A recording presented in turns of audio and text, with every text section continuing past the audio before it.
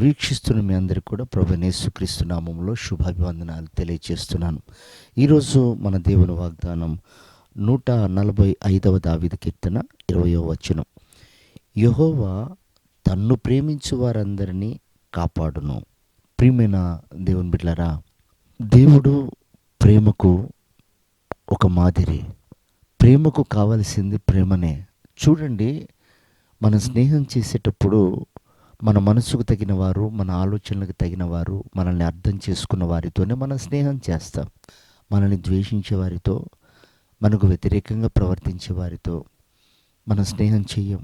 అలాగే మన దేవుడు ప్రేమించేవాడు. ఆయన ప్రేమలో పరిపూర్ణుడు. కనుక ఆయనను ప్రేమించే వారిని ఆయన కాపాడతాడు. ప్రియమైన వారలారా, గమనించండి, దావీదును గూర్చి బైబిల్ సెలవిస్తున్నమాట. అతడు నన్ను ప్రేమిస్తున్నాడు కనుక నేను అతన్ని తప్పిస్తాను అని. అంటే ప్రేమించేవాడికి ఏమొస్తున్నాయి? శ్రమలు వస్తాయి, కష్టాలు వస్తాయి, బాధలు వస్తాయి, నిందలు వస్తాయి. అతడు నన్ను ప్రేమిస్తున్నాడు కనుక నేను అతన్ని తప్పిస్తాను.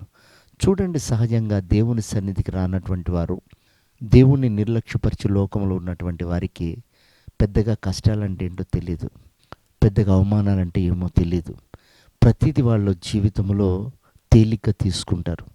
అదే సంఘానికి వస్తున్న విశ్వాసులను చూడండి, కాపరులను చూడండి, ఆత్మీయులను చూడండి, వారు ఏదో ఒక బాధలో, దుఃఖంలో, ఏదో ఒక సమస్యను ఎదుర్కొంటూనే ఉంటారు.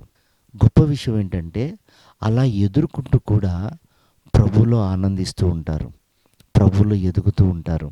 బైబిల్ సెలవిస్తున్న మాట, అతడికి నేను శ్రమలలో తోడై ఉండి అతన్ని తప్పిస్తాను.